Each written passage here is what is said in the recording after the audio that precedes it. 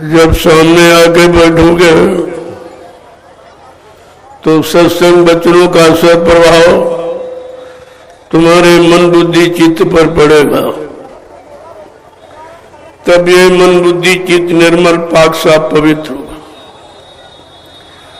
और किसी सामान साबुन से नहीं। ये संत वचन जो सारी कालिमा को धो देते, लेकिन इतने जन्मों की काई और कालिमा लगा के बैठे हो तो एक बार में नहीं होगा। बहुरी काल करिए सत्संगा, तबे होए संशय सब भंगा। जब बहुत समय तक सत्संग करते रहोगे, सुनते सुनाते पढ़ते पढ़ाते नहीं, करते रहोगे, जब बहुत समय तक, तब तुम्हारा संशय भूल भ्रम चला जाएगा। तो काल के जीवों ने जो तरह तरह का भूल भ्रम आप में पैदा कर दिया, वो बिना सत्संग के धोया नहीं जा सकता। इसलिए सत्संग जल जो कोई पावे और मैलाई सब कट कट जावे। जिस किसी को सत्संग रूपी सरता का जल मिल जाए, उसकी तमाम जन्मों की पाप कर्मों कुकर्मों की काई गंदगी धुल जाती है।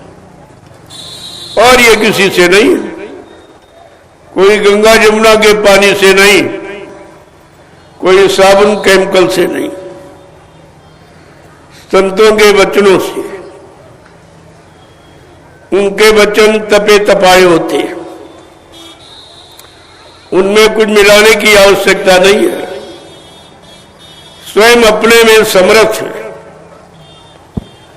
और वो तुम्हारा सब कुछ कर सकते हैं, बशर्ते जब तक तुम्हारे में गंदगी रहेगी उसका असर प्रभाव नहीं पड़ेगा।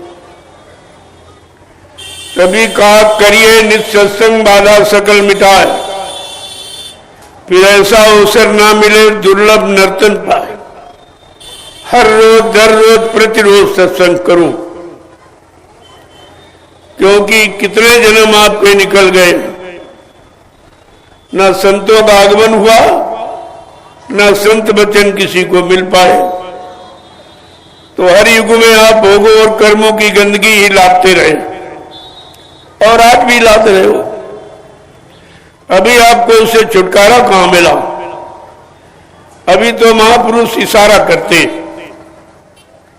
कि अगर चेत जाओगे, जाग जाओगे, होश में आ जाओगे, अपने आप को संभाल के रख लोगे तो ये काम संभव है।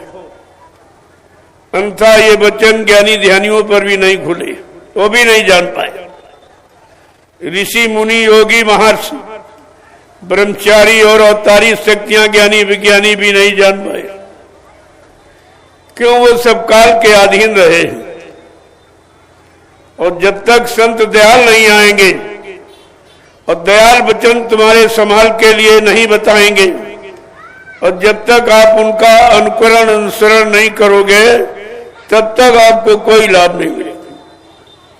चाहे जितने दिन आप आने जाने में गमा दो, इधर उधर भटकने में गमा दो, कहीं चले जाओ किसी के पास, तो वो कुछ नहीं देगा।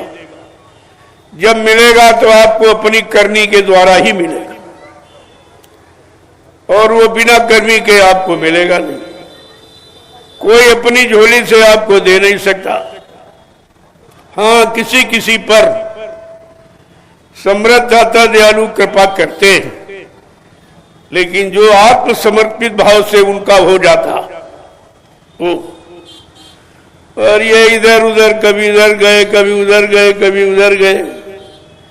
जैसे बाजारू औरत किसी की नहीं होती, ना उसका कोई पति होता, ना वो सती हो सकती, उसी तरह से बाजारू ये भक्त ये किसी का नहीं हो सकता। ऐसे भक्तों से भी आपको सावधान रहना चाहिए। जब ये एक जगह नहीं टिक पाए, एक की शरण में नहीं रुक पाए, अपने मन बुद्धि को पाक साफ निर्मल पवित्र नहीं कर पाए तो क्या दूसरी जगह कोई ऐसे उठा के दे देगा? वहां भी आपको यह सब करना ही पड़ेगा। कलयुग में 3 आधार हैं जो महापुरुषों ने रखे। पहला सत्संग करो, दूसरा सेवा करो और तीसरा भजन करो। बिना भजन कोई पार न जावे, चाहे कोटिन करे उपाय। तुम कितने भी सांसारिक शरीर इंद्रियों वाले कर्म सीख लो, लेकिन बिना आत्मिक ज्ञान के और बिना आत्मिक भजन के कोई जीवात्मा नहीं जा सकती। यही तो आपको बार बार कहा जा रहा है, अरे पहले उस लेने के काबिल बनो। तुम ये कह रहे हो इनकी झोली में नहीं, तुम क्या जानो कि उनकी झोली में क्या है?